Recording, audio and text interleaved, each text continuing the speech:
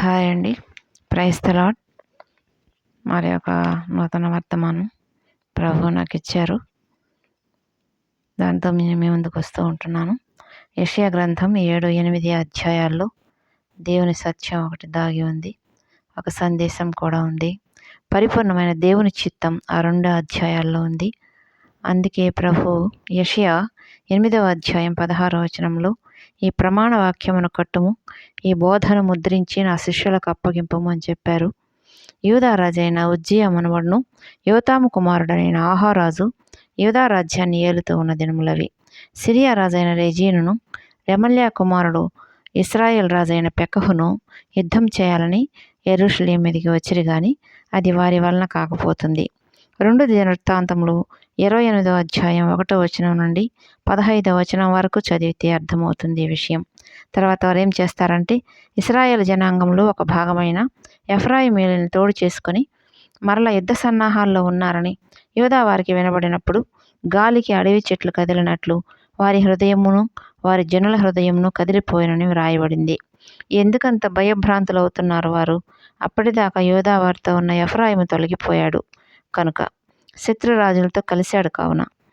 Syria రాజైన Rezin Israel రాజైన పెకహు ఉద్దేశం ఏమిటంటే యూదా దేశం మీదకి వెళ్ళి ప్రాకారములను పడగొట్టి అక్కడి జనుల్ని భయపెట్టి జయించి టాబియేలను వాని కుమారుని రాజుగా చేయాలని వారి ఆలోచన. కానీ రాజులు మొదటి గ్రంథం 11వ అధ్యాయం 33-34 వచనాల్లో చూస్తే దావీదు సంతతిలో ఒకడు సదాకాలం ఇశ్రాయేల్ రాజ్య సింహాసనం మీద రాజుగా ఉండును అని చేసిన వాగ్దానాన్ని దేవుడు మర్చిపోలేదు. యూదా రాజ్యాన్ని వశపరుచుకోవాలని ఆలోచిస్తూ ప్రయత్నిస్తున్న ఇద్దరు రాజులను చూసి భయపడుతున్న ఆహాజు దగ్గరకు యెషయా ప్రవక్తను పంపుతాడు దేవుడు. తన వాగ్దాన ప్రజల మీదకి వచ్చే ఉపద్రవాలను చూస్తూ ఊరుకోడు కదా. దేవుడు తన ప్రజలకి తానిచ్చిన ఆజ్ఞల్ని అతిక్రమిస్తూ ఉంటే ఆయన శిక్షిస్తాడు, కానీ ఆయన చిత్తాన్ని కాదని అన్యులు ప్రయత్నిస్తే వారి ప్రయత్నాలని కొనసాగనివాడు. ఈ విషయం రాజు కానీ ప్రజలు కానీ గ్రహించడం లేదు. అంతగా వారు దేవునికి దూరమై జీవిస్తూ ఉంటున్నారు. అయితే ఆ సమయంలో దేవుడు యెషయాని తన కుమారునితో వెళ్ళి ఆహాజు రాజును బలపరచమని సెలవిస్తాడు. భద్రము సుమి, పొగరాజుచున్న ఈ 2 కొరకంచు కొనలకు అనగా సిరియా రాజు పెకహు అనే వారి కోపాగ్నికి జడియకు, నీ గుండె అవియనీయకు. వారు చెప్పుకునే మాట నిలవదు, జరగదు. సిరియాకు రాజు రెజీను, షోమ్రోనునకు పెకహు రాజు. మీరు నమ్మకుండని ఎడల స్థిరపడక ఎందురు? నిన్ను భయపెట్టు ఆ ఇద్దరు రాజుల దేశములు పాడు చేయబడతాయి. ఈ రీతిగా దేవుని వాక్కు ప్రకటించబడుతుంది. మీరు నమ్మకపోతే స్థిరపడక ఎందురు అన్నది అక్షర సత్యం. దేవుని వాక్యంలోని సత్యం అన్ని కాలాలకు అందరికీ వర్తిస్తుంది. ఆయన వాక్యాన్ని నమ్మకపోతే ఆయనలో స్థిరపడి జీవించలేము. దేవుడిచ్చిన వాగ్దానం నెరవేర్చబడాలంటే నమ్మాలి. ఈ రోజుల్లో వాక్యం ప్రకటించేవారైనా వినేవారైనా వాక్యాన్ని నమ్మడం లేదు. ప్రకటించి వదిలిపెట్టి తమ సొంత ఆలోచనలతో సొంత మార్గాల్లో ప్రయాణిస్తూ ఉంటున్నారు. ఇది దేవుడు చూస్తూ ఉన్నాడని మనం ఎరిగి మన మార్గాన్ని దేవునికి అప్పగించకపోతే వాక్య ఫలాల్ని మనం అనుభవించలేము. తర్వాత మరలా దేవుడు ఆ సంఘటన విషయంలో స్పష్టతనిచ్చాడు. అధైర్యపడిన రాజును బలపరచడానికి ఒక సూచననివ్వాలని దేవుని ఉద్దేశం. అందుకు యెషయా, నీ దేవుడైన యెహోవా వలన ఒక సూచనను అడుగుము, అది పాతాళమంత లోతైనను ఊర్ధ్వలోకమంత ఎత్తైనను సరే అని సెలవిస్తాడు. కానీ ఆహాజు, నేను అడుగను, యెహోవాను శోధింపనని చెప్పగా ప్రవక్త, మనుష్యుల్ని విసిగించట చాలదనుకుని నా దేవుని కూడా విసిగింతురా, ప్రభువే ఒక సూచన మీకు చూపుతాడు. కన్యక గర్భవతి అయి కుమారుని కని అతనికి ఇమ్మానుయేలు అని పేరు పెట్టును. ఇమ్మానుయేలు అనే పేరుకు దేవుడు మనకు తోడై ఉన్నాడని అర్థం అని వ్రాయబడింది. దేవుని ప్రేమ ఎంతగా రాజుని తాను నియమించిన యోధా రాజ్యానికి రాజుగా నిలబెట్టాలని పట్టుదల కలిగి ఉన్నదో చూస్తుంటే ఆయన విశ్వాసత నమ్మకత్వం గురించి ఆలోచిస్తే మన హృదయం ద్రవిస్తుంది. ఆహాజు అనే ఈ రాజు ఏమాత్రం దేవుని యందు భయభక్తులు లేనివాడు. ఇశ్రాయేల్ రాజులు చేసిన హేయక్రియలు జరిగించి తన కుమారుని అగ్నిగుండం దాటించి బయలుదేవతారాధన చేసినవాడు. 1 రాజులు 16వ అధ్యాయం చదివితే తెలుస్తుంది. ఇలాంటి వాని విషయంలో ఆయన ఎంత శ్రద్ధ తీసుకుంటున్నాడో చూడండి. కన్యక గర్భవతి అయితే ఇశ్రాయేలు జనాంగం ఆ స్త్రీని రాళ్లతో కొట్టి చంపుతుంది. అది వారి ధర్మశాస్త్ర విధి. ధర్మశాస్త్రం ఎవరిచ్చారు? దేవుడు తన ప్రజలకు ఇచ్చాడు. కావున ఆ గ్రంథంలో మార్పులు చేర్పులు ఆయనే చేసి జరిగిస్తాడు. దేవుని చిత్తం అనేది అలాగే ఉంటుంది. ధర్మశాస్త్రాన్ని మించిన దేవుని కృపాజ్ఞానం ప్రశ్నించడానికి మనం ఎంతటి వారం. అయితే తాను వాగ్దానం చేసిన రాజ్యాన్ని నిలబెట్టడం కోసం ఆయన జీవంతో కూడుకున్న సూచక క్రియ జరిగించాడు. కన్యక గర్భవతి అయి కుమారుని కని అతనికి ఇమ్మానుయేలుని పేరు పెట్టును అన్న ప్రవచనం రక్షకుడైన యేసుక్రీస్తుని గూర్చింది. అయినా ఆ రాజ్యాన్ని రాజుని బలపరచడానికి జీవంతో కూడుకున్న అతి క్లిష్టమైన ఆ ప్రక్రియను దేవుడు యెషయా ప్రవక్త కాలంలో కూడా జరిగించాడని చెప్పాలి. ప్రవచన నెరవేర్పు అక్షరాల దినాల్లో కూడా జరిగింది. 8వ అధ్యాయంలో కూడా మరొక ప్రవచనం ఇవ్వబడింది. ఇది ఎవరి కోసం చెప్పబడింది? దేవుడు యెషయాతో ఇలాగ చెప్పాడు, నీవు గొప్ప పలక తీసుకుని మహేరు షాలాల్ హాష్ బజ్ అని సామాన్యమైన అక్షరములతో దాని మీద వ్రాయము. 2 నమ్మకమైన సాక్షులను తీసుకుని ప్రవక్తల యొద్దకు పొమ్మని చెప్పాడు దేవుడు. ఆమె గర్భవతి అయి కుమారుని కనగా దేవుడు అతనికి మహేరు షాలాల్ హాష్ బజ్ అని పేరు పెట్టు. ఈ బాలుడు అమ్మ నాయన అని అననేరక మునుపు అష్షూరు రాజును అతని వారును రెజీను పెకహు రాజ్యాల యొక్క ఐశ్వర్యాన్ని ఎత్తుకొని పోదురని సెలవిస్తాడు ప్రవక్త. తన ప్రజల్ని కలవరానికి బాధలకి గురి చేసిన ఆ అన్య రాజుల్ని గురించి కూడా ప్రవచనం చెప్పబడింది. అన్ని రాజులతో కలిసిన ఎఫ్రాయిముని గురించి కూడా యెషయా 7వ అధ్యాయం 8వ వచనం ఆఖరి భాగంలో ప్రవచనం ఇవ్వబడింది. దేవుడు సమస్తాన్ని చూస్తూ ఎరుగుతూ ఉన్నాడు. ఆయనకు మరుగైనది ఏదీ లేదు అనడానికి ఆ ప్రవచన నెరవేర్పులే నిదర్శనం. అయితే రాజుల్ని గూర్చి ప్రవచనం చెప్పబడింది. మరి ప్రజల మాట ఏమిటి? వారిని గూర్చి కూడా 8వ అధ్యాయం 5వ వచనం నుండి 10వ వచనం వరకు చూస్తే మనకు అర్థమవుతుంది. ఈ ప్రజలు నెమ్మదిగా జీవించడం, దేవుని మీద ఆధారపడి జీవించడం ఇష్టం లేక రెజీనును బట్టి రెమల్యా కుమారుని బట్టి సంతోషించుచున్నారు, అన్యరాజుల్ని స్వాగతిస్తూ ఉన్నారు అంటూ 9-10 వచనాల్లో దేవుని వాక్కుని ప్రవక్త చెప్పారు. జనులారా రేగుడి, మీరు ఓడిపోవుదురు. దూర దేశస్థులారా మీరందరూ ఆలకించుడి. నడుము కట్టుకొనను ఓడిపోవుదురు, నడుము కట్టుకొనను ఓడిపోవుదురు. ఆలోచన చేసుకొనను అది వ్యర్థమగును, మాట పలికినను అది నిలువదు. దేవుడు మాతో ఉన్నాడు. మానవ ప్రయత్నాలు ఆలోచనలు ఎన్ని ఉన్నా, ఎంత జనం ఎంత బలం ఉన్నా దేవుడు మనతో ఉంటేనే మనకు విజయం. ఆ వార్త విన్న రాజు కానీ ప్రజలు కానీ విరిగిన హృదయాలతో ఆయన సన్నిధిలో సాగిలపడవలసి ఉంది. కానీ వారిలో దేవునికి భయపడే పరిస్థితులే కనిపించడం లేదు. ఇది శోచనీయం కదా. సొంత జనాంగాన్ని గూర్చి దేవుడు ఎంత శ్రద్ధ కలిగి ఉన్నాడో చూడండి. యెహెజ్కేలు గ్రంథం 24వ అధ్యాయం 12వ వచనంలో చెప్పబడిన రీతిగా అలసట పుట్టునంత వరకు ఇంతగా శ్రద్ధ పుచ్చుకొనను దాని విస్తారమైన మష్టు పోదాయను అని సెలవిస్తాడు ప్రభు. తన ప్రజల విషయంలో అలసట పుట్టేంతగా ఎంత శ్రద్ధ కలిగి ఉన్నాడో చెప్తూ ఉన్నాడు. ఏ విధముగానైనా తన ప్రజల్ని తన యొద్దకు ఆకర్షించుకుని తన ఎదుట నిలువబెట్టుకోవాలి, తనతో సమాధానపరుచుకోవాలి. వారి పట్ల దేవుని ఉద్దేశం అదే. ఒక దేశం పట్ల అయినా, ఒక సంఘం విషయంలోనైనా, ఒక వ్యక్తి విషయంలోనైనా ఒక సంకల్పం అనేది ఉంటుంది దేవునికి. అది మారదు. ఏది ఏమైనా ఆయన ఉద్దేశించిన దానిని జరిగిస్తాడు. ఆ దినాల్లో వారిని కమ్ముకుని ఉన్న యుద్ధ పరిస్థితుల్ని, వారిలో ఉన్న విభేదాల్ని ఆయన వివరిస్తూ ఉన్నాడు. సామాజిక పరిస్థితులు, రాజకీయ వాతావరణం, జనుల అభిప్రాయాలు ఏదిలా ఉన్నా దేవుని చిత్తమే నెరవేరుతుంది. ఆ రీతిగా దేవుడు వారి హృదయాల్ని సూచక క్రియలతో వాగ్దానాలతో సిద్ధపరిచి అప్పుడు వారికి తాము అనుసరించవలసిన మార్గాన్ని గురించి బోధించాడు.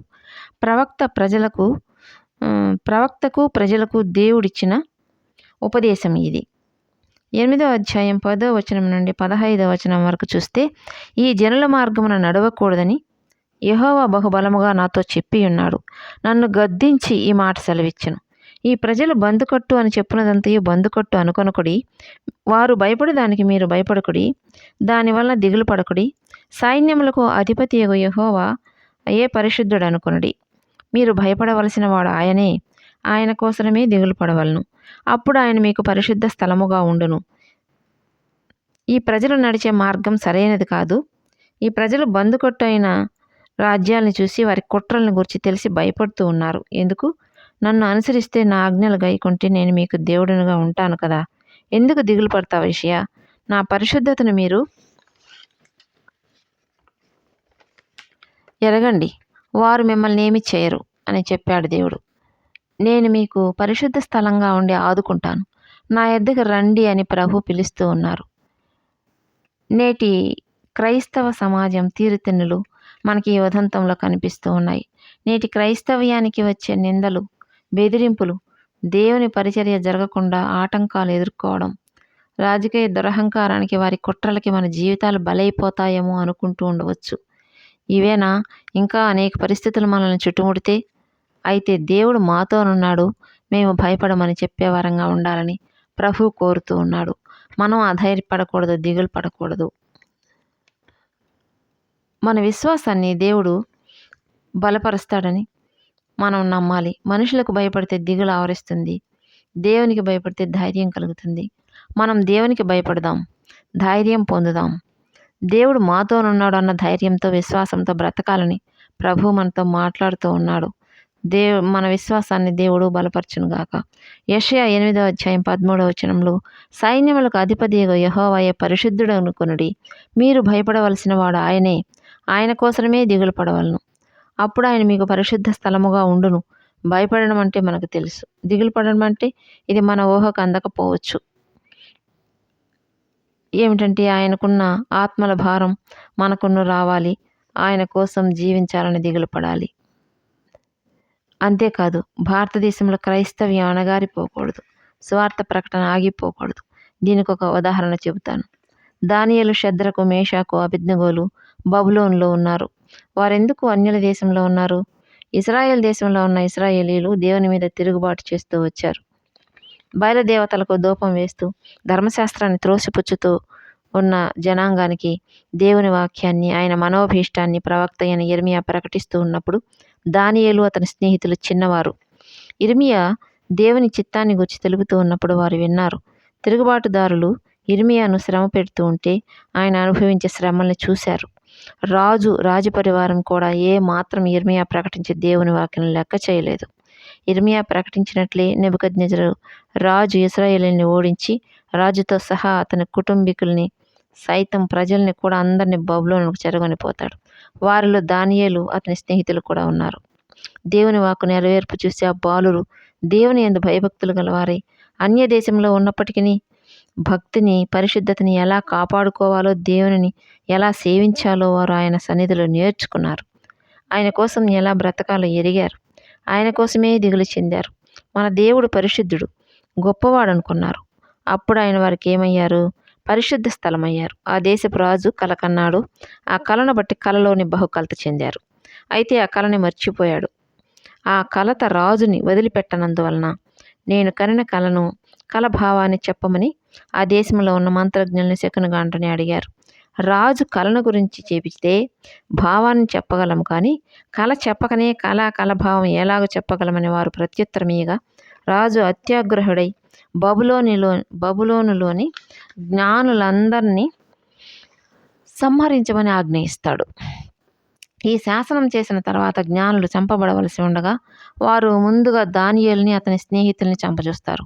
అప్పుడు దానియేలు సంగతి భటుల ద్వారా తెలుసుకుని రాజు యొద్దకు వెళ్ళి తెలివిగా మనవి చేసి గడువు ఇమ్మని బ్రతిమలాడతాడు.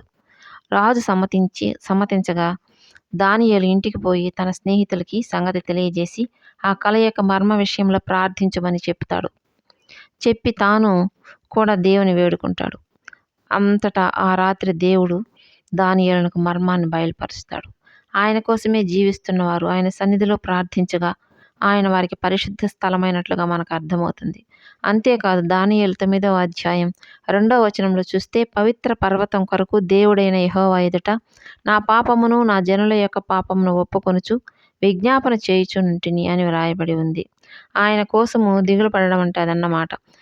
నా జీవితంలో దేవుడు మనకి పరిశుద్ధ స్థలంగా ఉంటే ఎవరు ఏం చేయగలరు?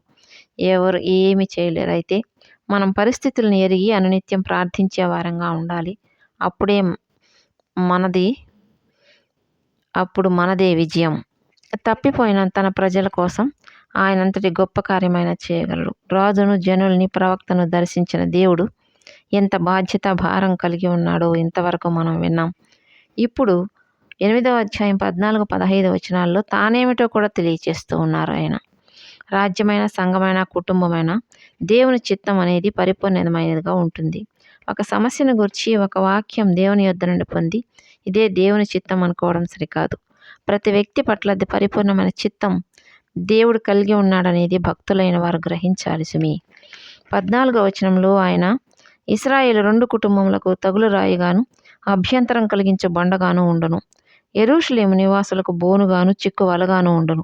అనేకులు వాటికి తగిలి తొట్టిల్లుచు పడి కాళ్ళు చేతులు విరిగి చిక్కుబడి పట్టబడుదురు. తన ప్రజల పట్ల తన దయా సంకల్పాన్ని బయలుపరిచి వారిని తిరిగి సమకూర్చుకోవాలని ఆశించి వాగ్దానాలు ఇచ్చి నెరవేర్చిన తర్వాత అడ్డుబండగా తగులురాయిగా ఉంటానని ఎందుకు చెప్తున్నారు ప్రభువు? యెషయా 28:16లో ఈ రాయిని గూర్చి ఇలాగ చెప్పబడింది. సియోనులో పునాదిగా రాతిని వేసిన వాడను నేనే.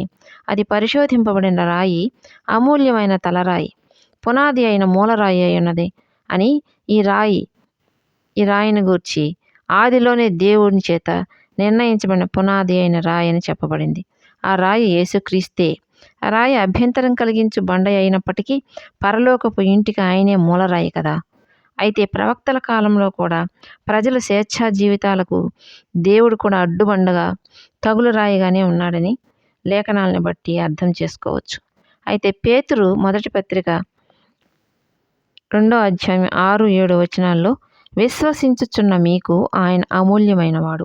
విశ్వసింపని వారికైతే ఇల్లు కట్టువారి ఏ రాతిని నిషేధించిరో అదే మూలకు తలరాయి ఆయను, మరియు అది అడ్డురాయియు అడ్డుబండయు ఆయను అని చెప్పబడింది. మరి అయితే ఆయన యందు విశ్వాసం ఉంచువాడు కలవరపడడని పేతురు చెప్పిన మాట సత్యం. విశ్వాసం ఉంచిన వారికి ఆయన ఆశీర్వాదకర్త, నిత్య జీవాధిపతి, శాశ్వత రాజ్య నిర్మాణకుడు, నివాసి. ఆయన యందు విశ్వాసం ఉంచి ఈ లోకంలో జీవిస్తూ ఉన్నప్పుడు ఆయన రక్షకుడు, పరలోకపు తండ్రి. యేసునందు విశ్వాసం ఉంచితే ఈ ఆశీర్వాదాలన్నీ నీవు పొందుతావు. ఆమేన్.